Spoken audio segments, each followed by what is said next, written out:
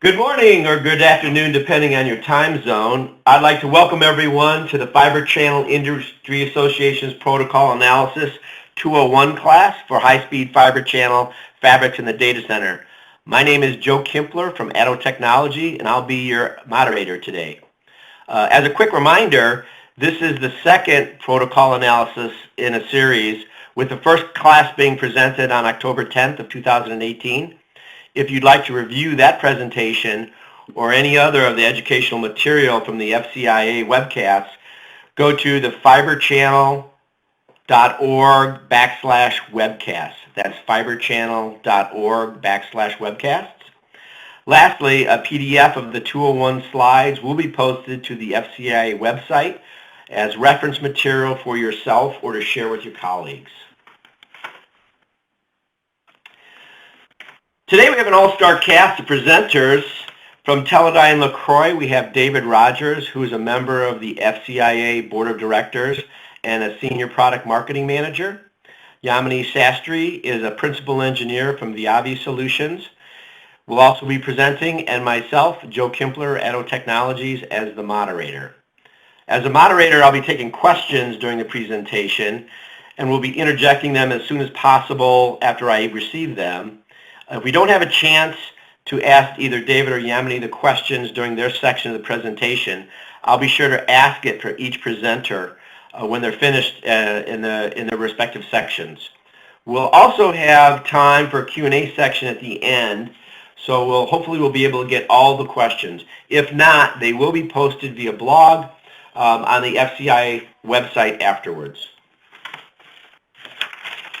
First, I have to give a shameless promotion for the FCIA. The Fibre Channel Industry Association is made up of the who's who, the fibre channel industry, marquee companies like Amphenol, ATTO, Brocade, Marvell, Cisco, DCS, Hewlett-Packard, Sandblaze, TE Technology, Teledyne, LeCroy, and Viavi.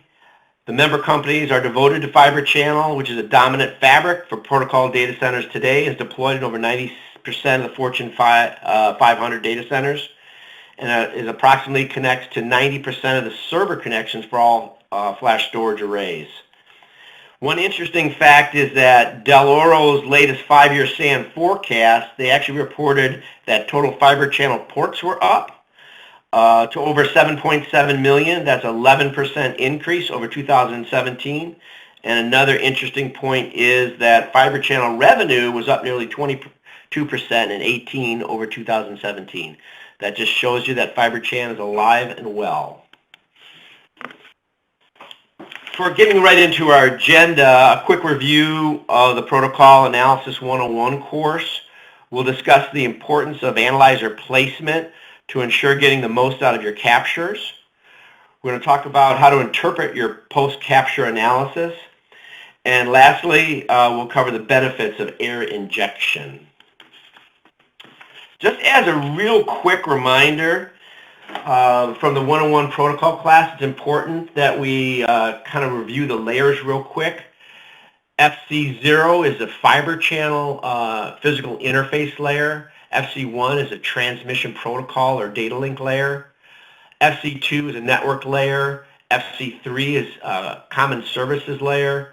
And FC4 is a protocol mapping layer. And these will be important because as we talk through and they show examples from the jammers and the analyzers, it's important to know what layers they're talking about. So with that, I would like to turn it over to Yamini, and she'll get you started on the meat of the presentation. Yamini? Thank you, Joe. Hello, everyone. My name is Yamini Shastry from Viavi Solutions. As Joe mentioned, we're going to take a deeper dive into protocol analysis for troubleshooting fiber channel SANs. In Protocol Analysis 101 course, we talked about the various tools available for doing that, and today's presentation will focus mainly on the analyzer and jammer tools. Most of the audience, I think, are pretty familiar with these tools. I'm assuming there are driver developers, hardware and firmware engineers, or SAN admins and validation and field application engineers, or any person dealing with troubleshooting network components uses these tools regularly. But for those who are new to this An analyzer is a hardware or software tool that sits in line capturing data between two devices, typically used to trigger on a known situation and capture a trace to show the issue at hand and the wire data that's causing the issue, right? And a jammer is an error injection device that can be used to test a DUT's error recovery capabilities. We'll discuss the benefits of error injection and discuss some examples in the second half of the presentation regarding the jammer. Moving on.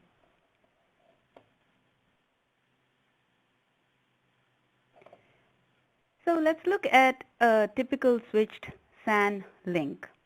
Usually it's composed of a host and a target connected through a network, in this case, one or more fiber channel switches.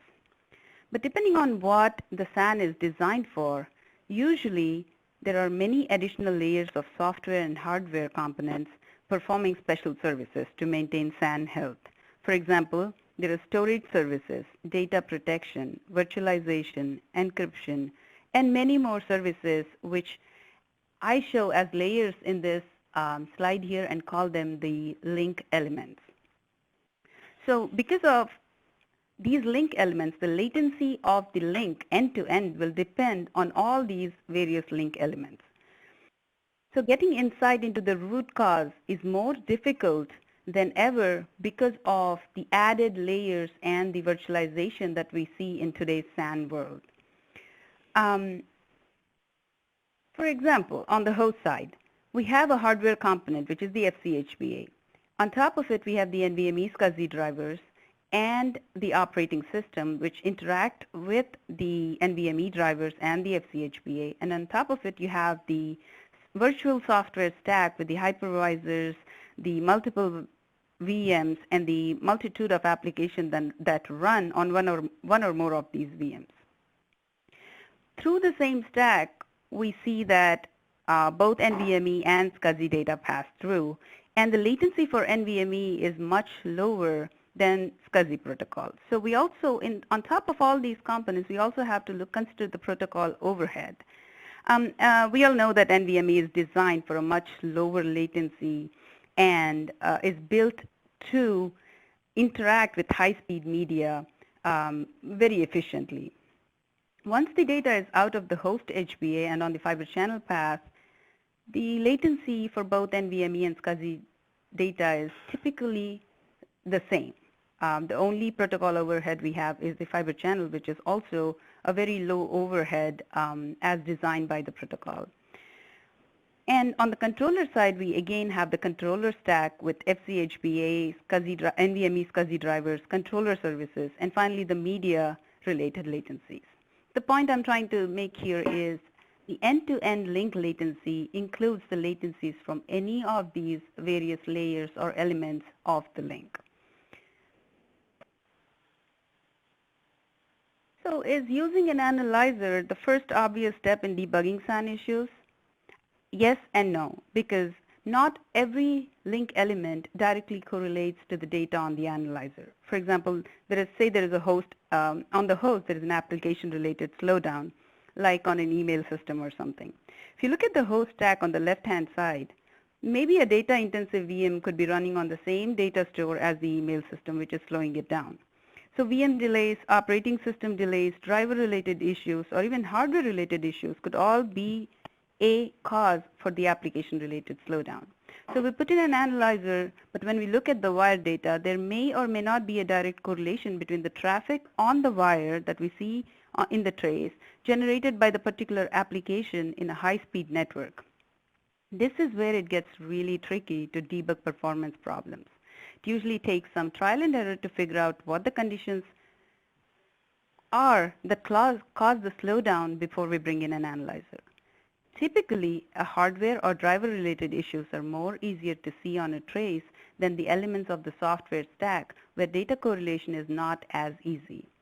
On the controller target side, because we are talking about devices with specific IDs, usually you see a correlation. But when we're talking about, say, controller services, there may not be a direct correlation of the data on the wire to the analyzer, data on the wire to this software stack.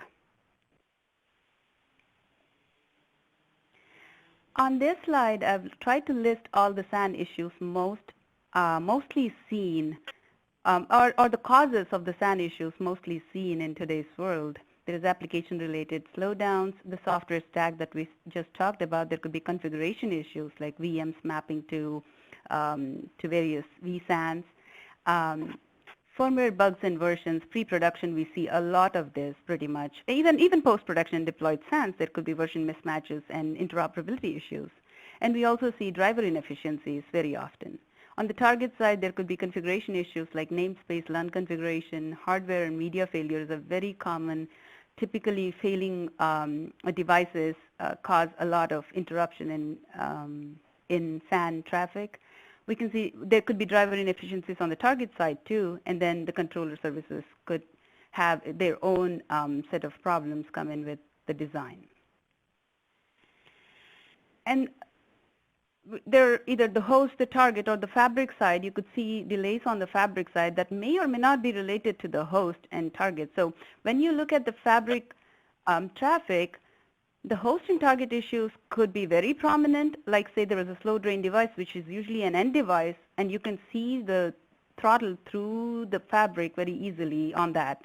Or the host and device related issues may not be seen on the fabric at all. So on, say, there is a hungry VM on the host side, but if another VM is getting throttled or starving, that VM can take up the bandwidth of the fabric, causing it to look like the fabric is doing the performance of the fabric can be good, but you can still have issues on the end devices.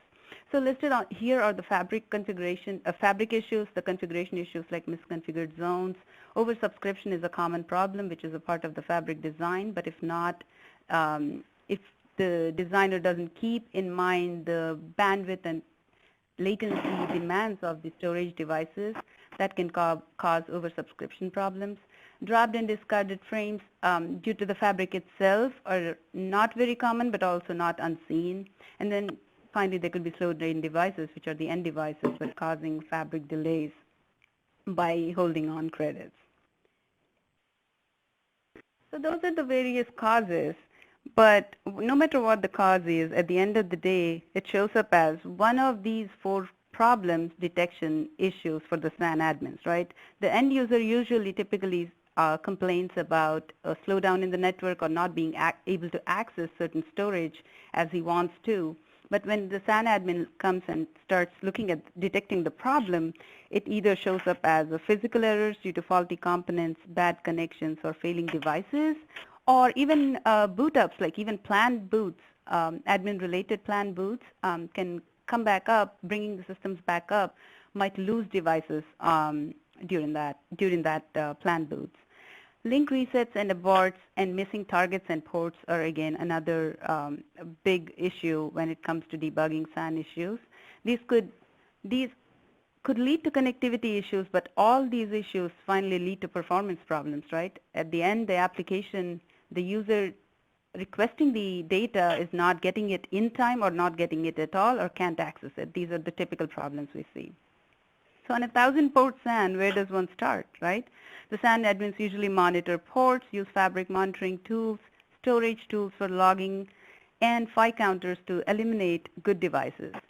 But it's also very critical to compare and figure out what the problematic configuration looks like in comparison with the baseline config, like what the performance, when there's a performance dip, you want to look at what configuration changed, which is not something you would use an analyzer to look at unless you're bringing up the entire SAN, but these are the things that the SAN admin will look at, the monitoring tools. Now, after looking at this, if the admin is able to figure out if it's a host side issue or a target side issue, or maybe it's on the fabric, or it can be determined. Once that sort of initial detection is done, then the biggest thing is to see if the issue can be recreated. Can we recreate the problem? Is it intermittent? Is it happening consistently? Is it happening at a particular interval? It happens once in a blue moon and we don't know how to recreate it. But if it can be recreated, then we think about, can we use an analyzer to capture this? Can we look at the trace or look at the wire data to figure out what's going on? So we know we can use an analyzer to debug a particular issue. Then comes the placement, right? Where do we place the analyzer? Typically, it's figured out from, hey, is every host seeing an issue or is only one host seeing an issue? A host-specific view typically is the first approach. Device-specific views usually don't provide the full picture unless multiple hosts are seeing the same problem when connecting to a specific device. And the fabric seems to be doing okay, right? Otherwise, you want to place the analyzer on the host side to get a full view of the view of the host. That's what you want to see. Or you want to place the analyzer on the fabric. If you see throttle on the fabric, that's the first place where you start. You can have a analyzer on the host side or on the fabric. If it can be determined, the best way to do it is to place the analyzer at each end of the network if possible, and try to correlate the data between those. Then you start drilling down and figuring out which component along the way is causing the issue.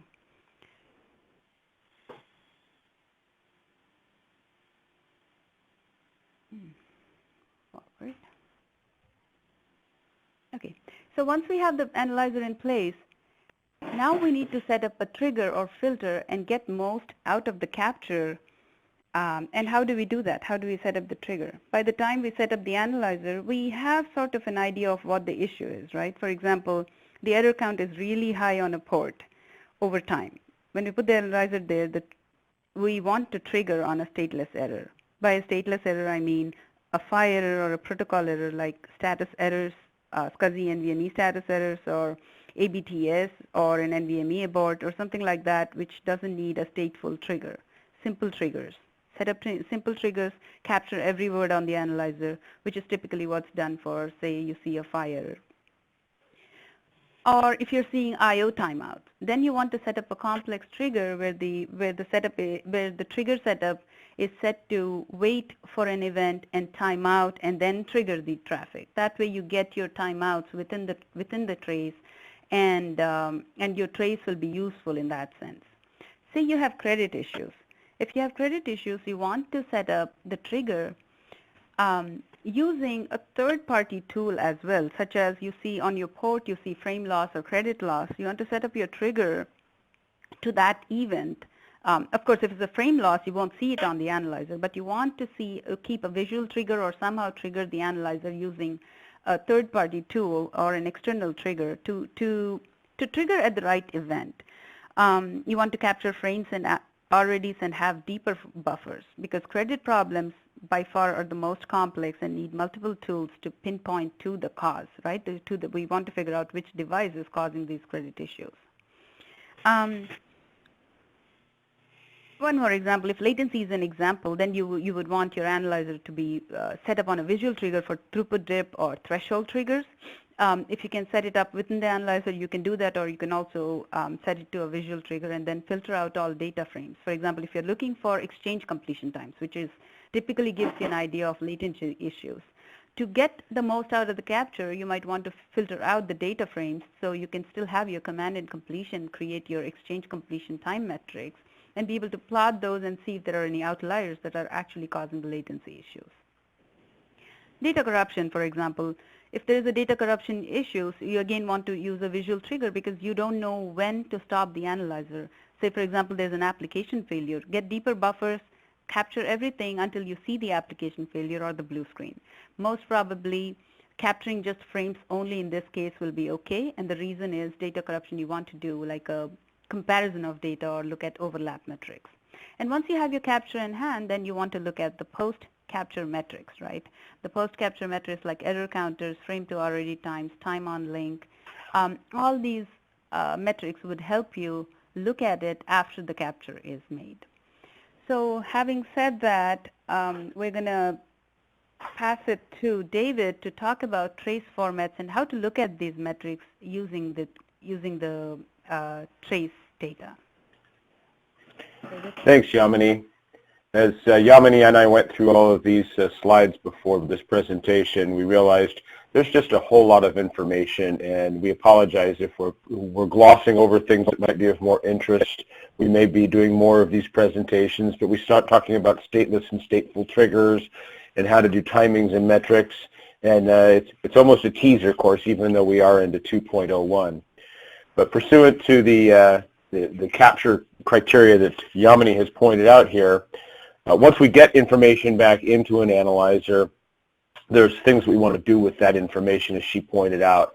There's a couple of different ways that most of the hardware protocol analyzers provide that information. One of them could be based on a chronological view. So we have a trace format that shows everything in time. So the group of events over a period of time are captured. It represents, from a nanosecond granularity from the start of the capture to the end of the capture.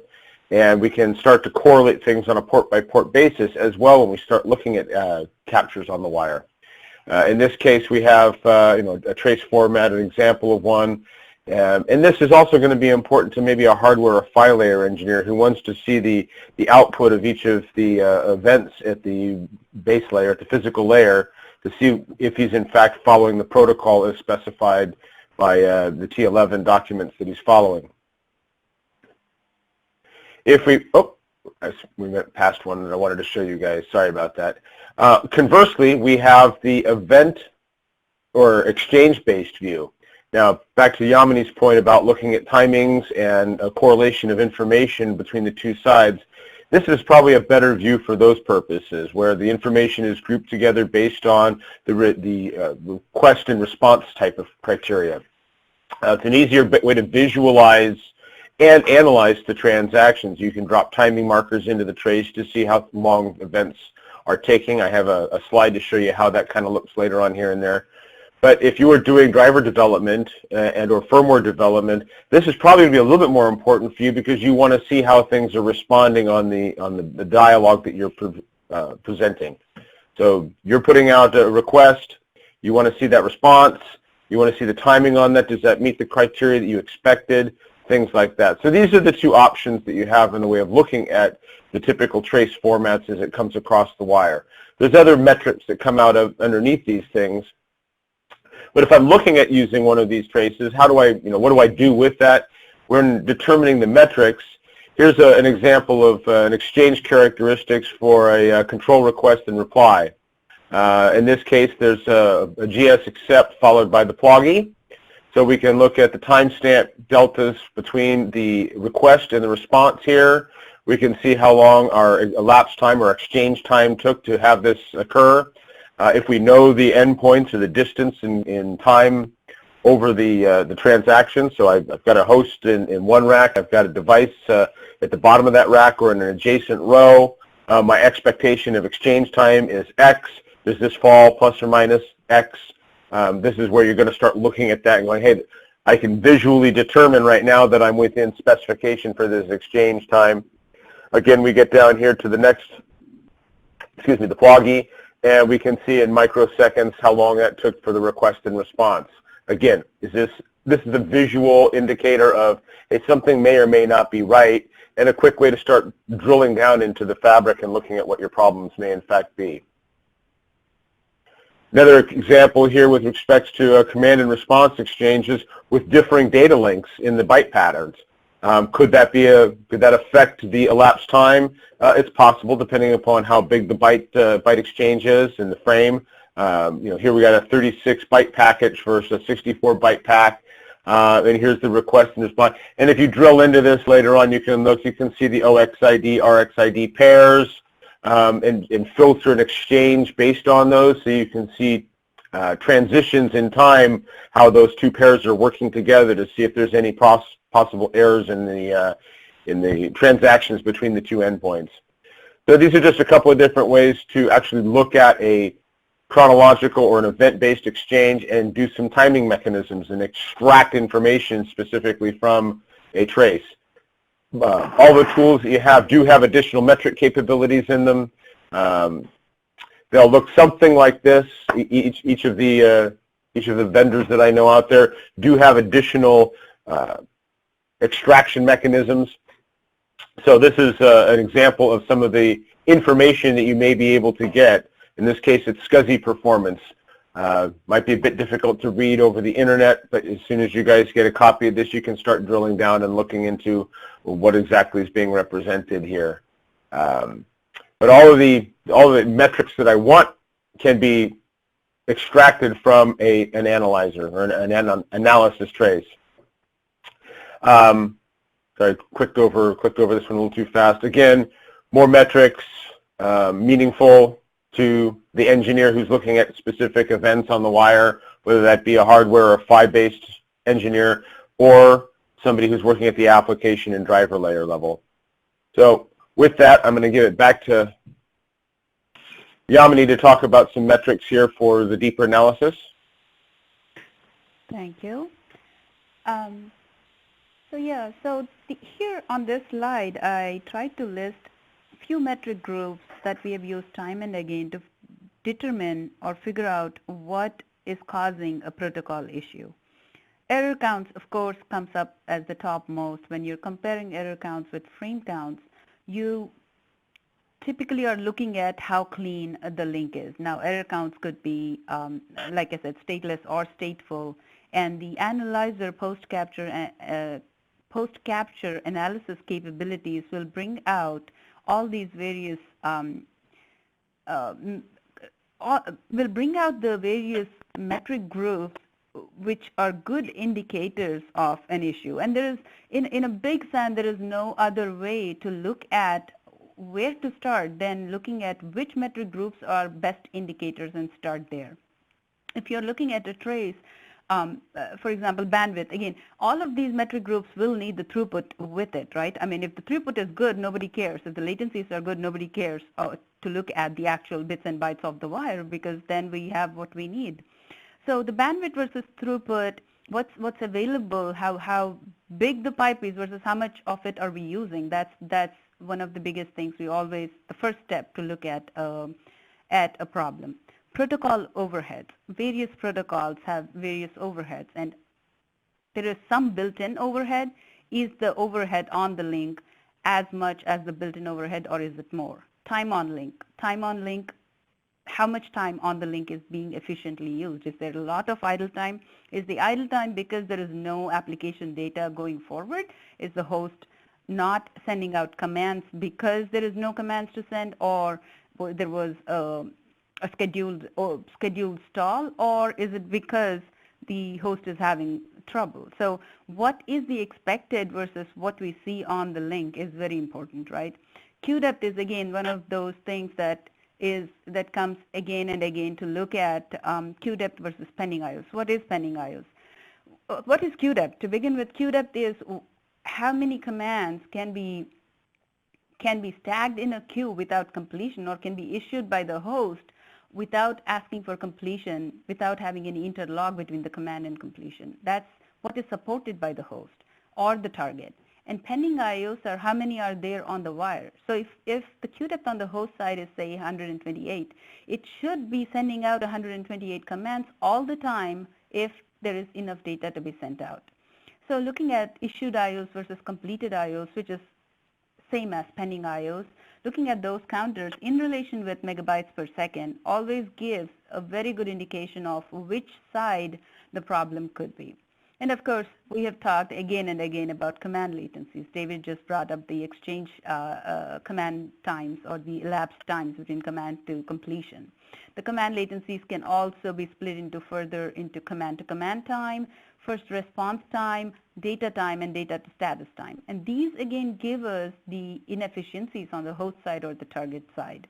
In Protocol Analysis 101, we went through this in detail and actually followed up with examples of how we were able to determine which side is causing the higher latencies, the host side or the target side. Now I'm going to follow up here with some more examples using the pending IOs. I bring back the analyzer placement because this is debug example 1, and I wanted to show the setup we use to create, to figure out this issue here. It's a real situation in a real SAN, but we saw that the host was not performing at its highest possible throughput, and there were slowdowns on the host. There were multiple hosts connected to multiple targets, but one host we're seeing issues from one host to all of the storage connections from that host through the fabric. So of course the obvious thing was to place the analyzer on the host link as shown here. Once we placed the analyzer, we captured everything, got a trace, and then we plotted the megabytes per second on the trace, which would be our very first step, right, to see where the throughput went down. What I'm showing here is a pretty zoomed in trace because there is only so much space on a slide to show. So what you're looking at is probably a few milliseconds worth of data, and then when we zoom in, we saw that there were huge dips on the host side between commands. So what we then did was to plot the pending IOs. On the right-hand graph, you see a green graph. That's the pending IOs. Pending IOs, again, are issued IOs from the host that are not completed yet. So when we plot just these two graphs here, we see that the pending IOs dip with the throughput as seen here. So the red graph on the left-hand side is the megabytes per second that goes down to 0 pretty much for whatever amount of time. The pending IOs also go down to 0 for the same amount of time. And when the graph picks up on the throughput, you see that there are pending IOs. So what does that tell us? It indicates a host side delay. And why do I say that? Because there is no commands waiting on the wire for the target to respond. So there is nothing for the target to respond at this time because there are no pending IOs the target needs to work on. So looking at just these two graphs, the interaction between these two graphs and the metrics, we can sort of think that the delay is on the host side. To confirm that, then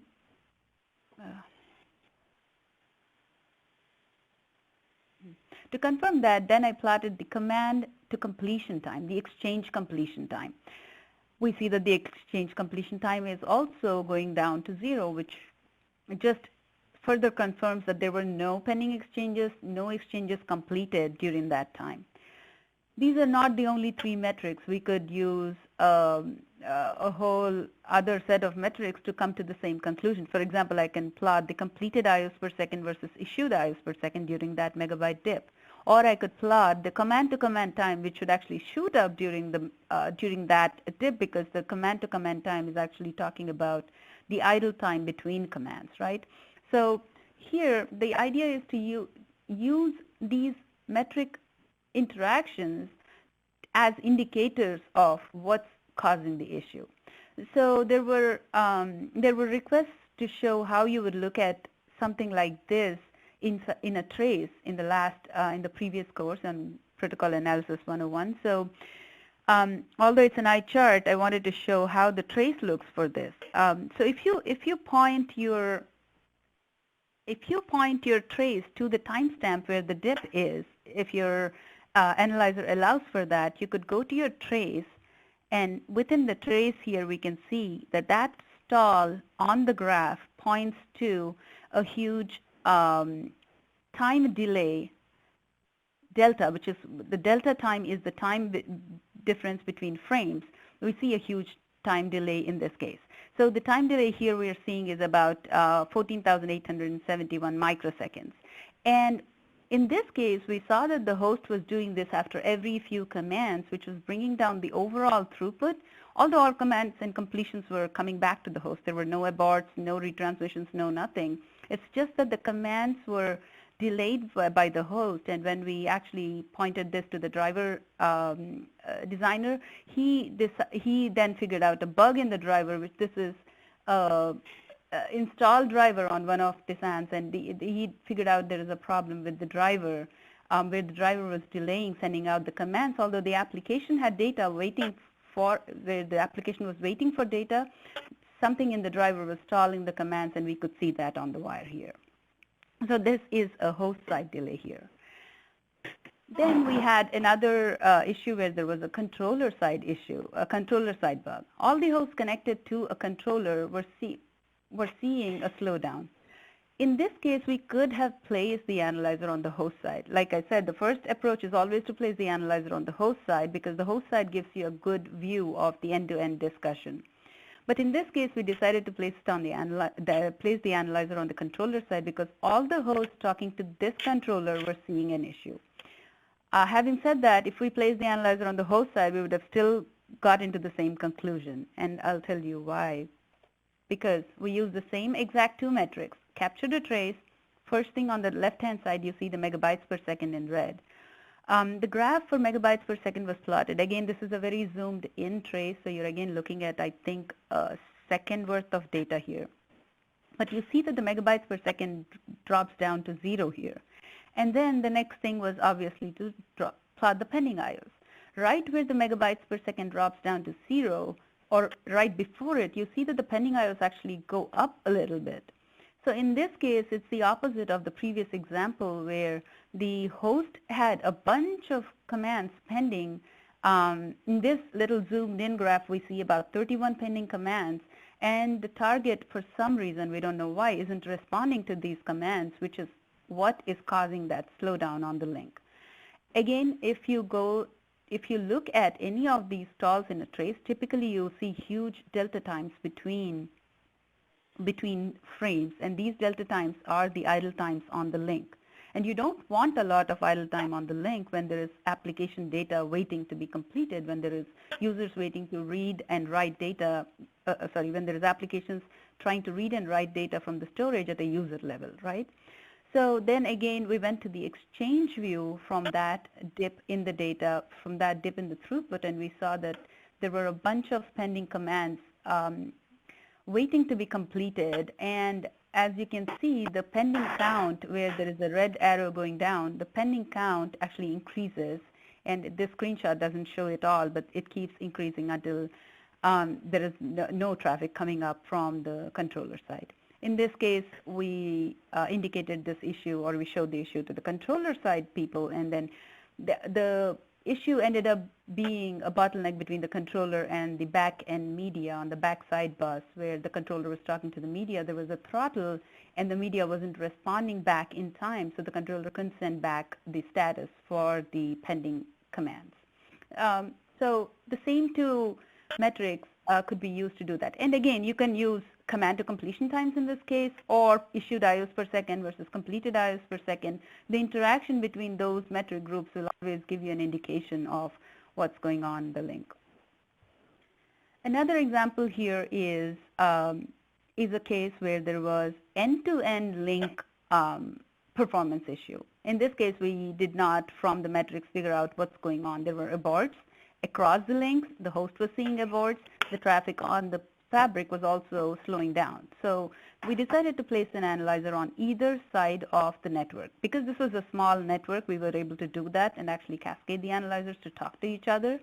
This case, as you can see, the controller is connected to port 1 and port 2, 111 and 112. Let's call them port 1 and 2, which is on analyzer 1. And then the host side is connected to port 113 and 114, port 3 and 4 on analyzer 2. We place them on either side at the end of the network.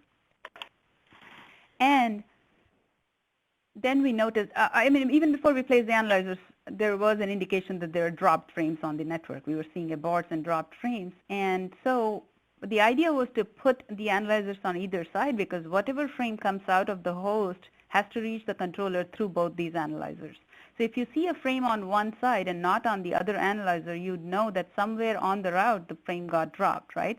So in this case, there were two switches between the frames. Then once we figured out that, once we captured a trace and ran it through the post-capture analysis tool, what we saw that there were out-of-order frames by source destination, and it showed a total count of 3, and that the time detected is, as is shown in the blue row down there, it shows our time detected where the frames were dropped. This gives us a capability of figuring out where exactly the frames got dropped. You could do the same thing using the switches too, right? Switch has a frame count. If the switch shows frames are dropped on one switch and not on the other, you would know that on the egress port of this switch, you would see, or the ingress port of the other switch, you would see that there are missing frames. So the same sort of concept is done using the analyzers, but in this case, when you go to the trace, you can actually start frame tracing, right? in this case here we see frames 1, 2, 3, 4, 5, 6 on analyzer 2. Notice that the analyzer 2 and 1 data is interleaved. So on the analyzer column, you'll see analyzer 2 shows frames 1, 2, 3, 4, 5, 6. If you track the source destination and CRC of frame 1, you could see that that shows up on analyzer 1 to the target. So frame 1 was seen on both host side analyzer and the target side analyzer. Frame 2, which also has a CRC of D7682A1E, I think I read that right, 682A1E, is seen further down as frame out 2, as I annotated it, frame out 2 on analyzer 1. But what happened was frame 3, 4, and 5 were never seen on the were seen on analyzer 2, but never seen on analyzer 1. So we skipped those and went to frame 6, and you can see frame 6 was then passed on to analyzer 1. So what happened was between switch 1 and between analyzer 1 and analyzer 2, these 3 frames got dropped. And we didn't have the time back when we did this test to go back and put the analyzer in another place. But if you had tabs, you can then start switching your analyzer through the switch links and figure out which exact switch dropped the frames. But using the switch, the fabric monitoring tools and the port logging on the switch, we were able to figure out that the switch, this is not an over-subscription issue, or this was not a slow drain device issue. What happened was the switch within itself was dropping frames because of a buffering issue within the switch from port to port. So in this case, it ended up being the fabric itself, not an external device or something trying to figure out from an external device causing the performance dip. So that was my last example for analyzer, and then I'm going to pass it back to David to start talking about the error injection. David? Thanks, Yamini. Joe, did you want to address any of these questions before move on to the jamming section? Yes, thank you. I received a request for the webinar slides. Just as a reminder, all the slides for both Class 101 and 102 will be posted on fibrechannel.org/webcast. The other question was, can you set up triggers to determine a throughput drop? I can take that up. David, should I? Yeah, please. So some analyzers can support that. Our analyzer, Viavi's analyzer, doesn't support a throughput drop trigger. Typically for a throughput drop, you'd have to have a deeper buffer and do a visual trigger on a throughput drop. Visual trigger, by that I mean one of the counters on your end device will show there is a throughput drop, so you can see that on the analyzer. That's how you do a visual trigger for a throughput drop.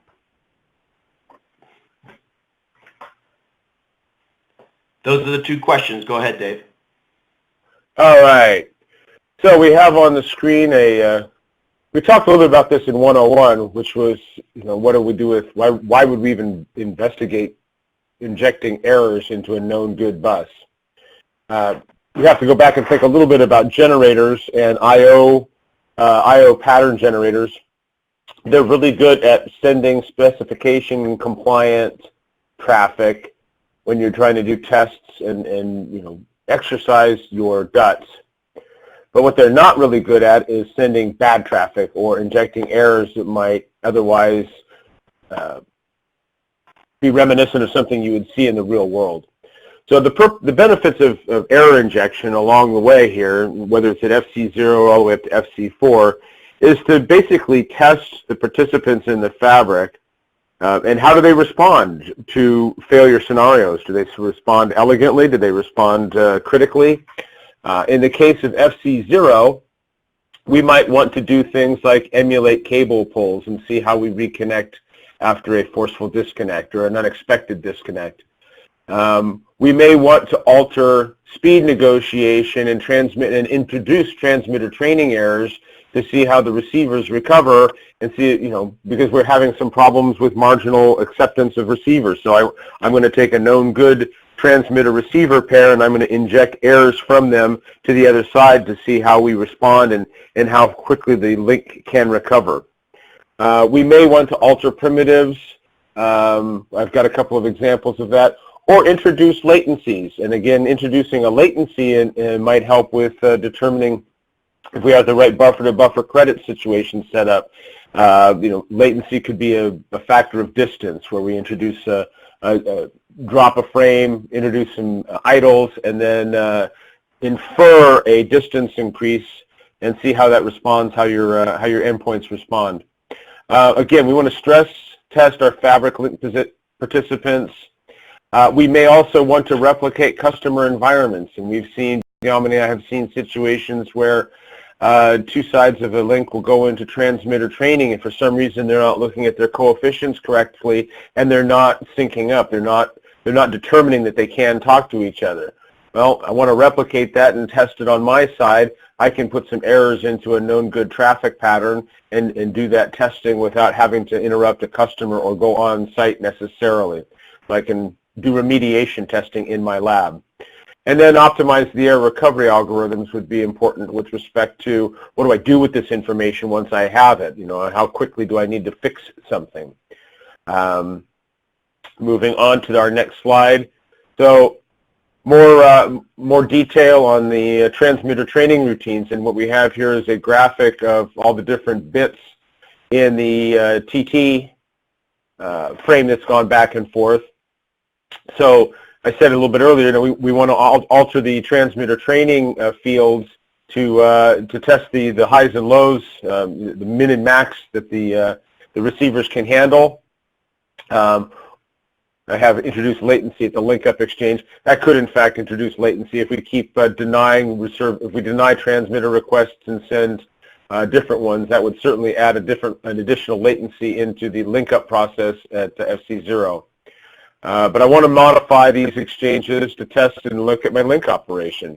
So in this case, we know that transmitter training and getting a proper receiver value on each side is essential for getting the roadway to work properly and accept the traffic. We can modify, in the case of jamming, we can modify control field values or status field values. So in the case of, say, PAM4, FEC is required. What happens if I turn FEC off, if I change that value to a FEC is not supported? Will it link up, or will it force it back down to 32 in an NRZ state? So there's a variety of different components within each of these frames that are valuable to understand. If I change this, how does that affect the participant on the other side, or how do I respond to that with respect to the other side sends me back a response I wasn't expecting? So remember, with respect to the analyzer placement, the jammer placement is identical depending upon what I want to test. So the controller on, say, the initiator side is sending out what it thinks is what it knows to be its good pattern or its good frame, its good information. We take that information from the jammer side and we modify it and we send it on to the target. Well, the target sees this modified information, responds to that as it should, and sends it back to the initiator. How did the initiator respond to that? Because that's not what the initiator expected in the way of a response to the frame it sent. So you can test both sides in this case. Ideally, I want to establish worst case limitations. Where will I completely break down, and where can I continue to operate at what point? And then your hypervisor, your fabric management utility is going to give you information. It's going to say, hey, we've got some issues on this link in the real world, but I want to emulate those in the lab. And then, of course, with emulate link partner characteristics. Like I said a little bit earlier, if I don't have an endpoint of somebody's in my lab and I have a trace that I've captured, I can set up a error scenario so that I emulate what that looks like to test the recovery and the remediation that I put in place on my end for my product if I had the problem. In the case of FEC, as we get into PAM4 signaling, which is requisite at the higher speeds now, FEC limitations and FEC interaction is going to become even more and more important. Forward error correction is mandatory for PAM4 fabrics. So whether that's, we're talking about fiber channel here, but even when we get into Gen 6 PCIe or 50 gig and 100 gig Ethernet, PAM4 is going to become the de facto signaling standard, and in that we'll have a responsibility to have proper FEC calculations and FEC support. So what we may want to do in the case here is inject more correctable errors. What does that do to the other side as far as being able to recapture the data that's a correctable FEC frame and pass that on? And going into uncorrectable errors, how many uncorrectable FEC errors, and what is the effect of that on the link under test? How's that going to shut it down or impact the flow through of frames in that link? And then, of course, the insertion of FEC decay, condition errors. Again, I want to characterize the capabilities of the fabric under examination. I can't say it enough. That's the reason you would do purposeful error injection.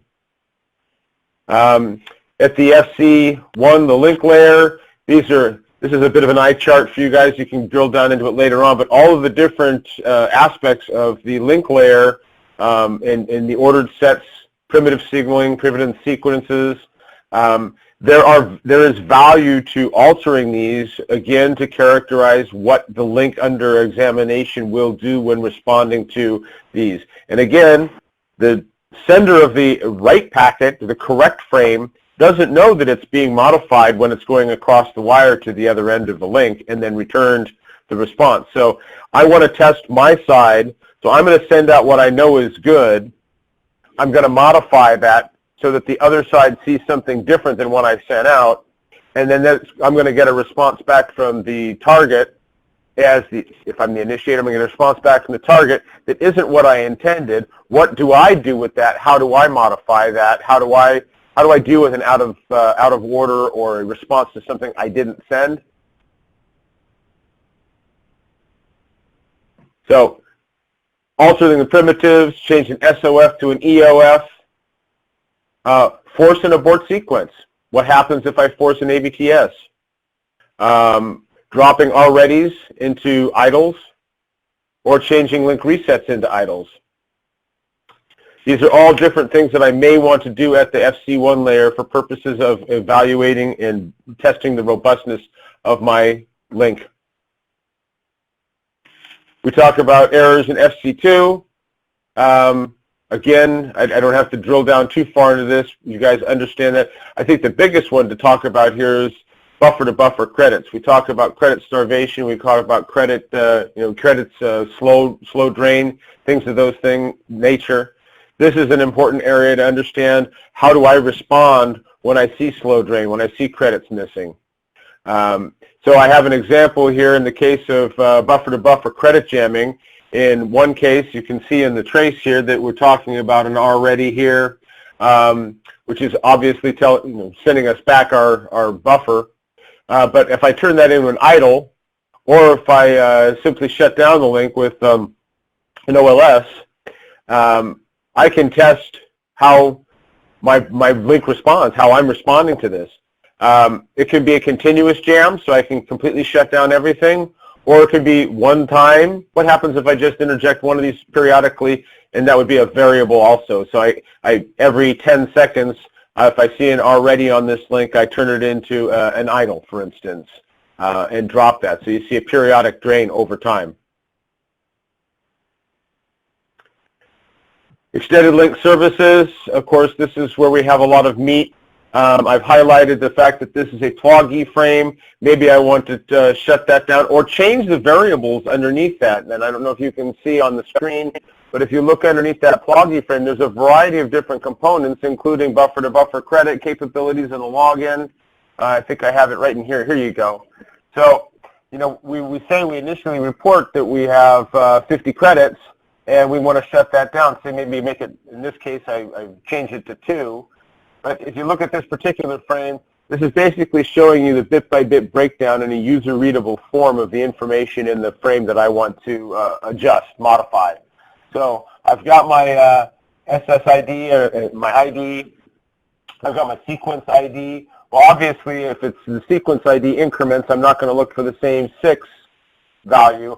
I'm going to turn that into a blank. So I I don't care about the sequence ID. I'm going to avoid looking at that. And the sequence count, I'm also going to avoid looking at that. So I'm going to put that in such a way as it's all X's. X's means I don't care to look at that. I just want to look at the additional value information. So I do want to look at the OX-RX-ID pair in this case, but I want to turn this buffer-to-buffer credit value on the right-hand side from the good to the circled in red, the 2 in red. Now to do that, and for this particular request, these are the things that I need to do to make certain that I'm only touching that particular request.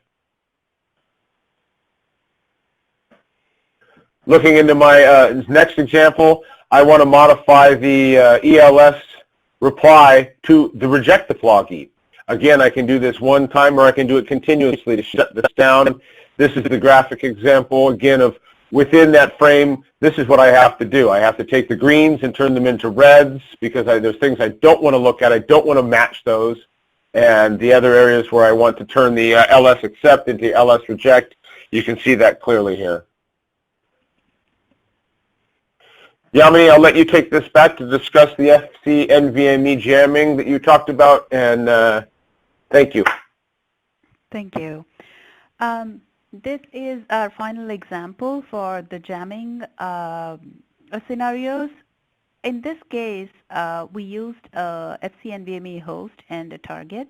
The host had 2 queues connected to the target. So it created 2 queues, and each queue has a connection identifier that recognizes which queue it is. In this example, we jammed the queue ID, the connection ID, from the host to the target. So the host sends a command thinking that it sent it to the right queue, but on the way we jammed it using the jammer, the target receives a bad queue ID. When the target receives a bad queue ID as expected, there is no response from the target. It doesn't go to any queue, it's just ignored and trashed by the target. The host waits for a bit for the response, and when it times out, it sends an abort to abort the command. The target completes the abort with success, and then after the command is aborted on the host side, it retries the command, and the command completes successfully. So this is just one use case scenario where you would want to test your targets on how they do if the queue IDs were messed up for some reason. So here I show the same thing in the trace. I annotated on the bookmark column and then showed exactly what each of the frames there show. The first one is the command connection identifier jammed, no response from the target. The host waits for 21 seconds, which is the timeout on the host side for the FC NVMe level, and then it sends a NVMe abort to abort that command tag A55. The target then responds to the abort with a success. The host then sends a fiber channel ABTS because the fiber channel layer also triggers its ABTS, and then retries the command, write command with the correct connection identifier, which is F03. Sorry, there were 3 queue IDs. In this case, we jammed the ID 3, queue ID 3. When it retries it to the right queue, the target comes back with a success. But at that time, it's interesting that we also saw there was a reject for the fiber channel ABTS because the associated command didn't even exist in the targets on the target side, so it rejected. It got a BA reject for the ABTS.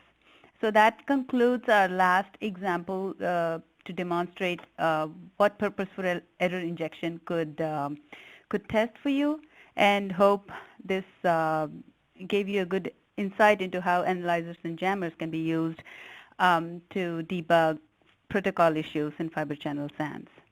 I'm going to turn it back to Joe. Thank you, Yamini and David. In closing up, our next FCI webcast is Fiber Channel Zoning Basics. It's on June 27th.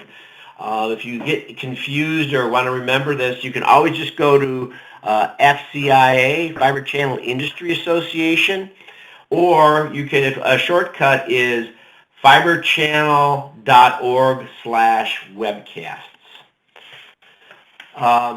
If you would please rate this event, we value your feedback. That allows us to make it better and better and better. We will post the Q&A at a blog, again, at fibrechannel.org. We'll have Twitter news, and you can visit our FCIA on-demand library. So it has fundamentals through 64 gig. We'd like to thank you very much. We hope you found this webinar educational and that you'll be able to use it to improve your fiber channel network for your data center. Thank you again for attending, and please look on the fibrechannel.org website for additional material. Lastly, to keep you updated on the latest happenings, go to FCIA and register for our quarterly newsletter. That'll allow you to keep up to date on everything happening. With that, we'd like to thank you very much and make it a great day. Bye-bye. Hey, Joe, before we go, we do have one other question I think we can get in before we get cut off for time, which was, out of curiosity, what is the maximum frame and the maximum payload sizes currently supported by your analyzers? Quite frankly, the analyzers do have, unlike a switch or an endpoint where you have certain buffers and expectations and you set certain size limits, the analyzers that sit in line simply capture the frames that come across the line. So our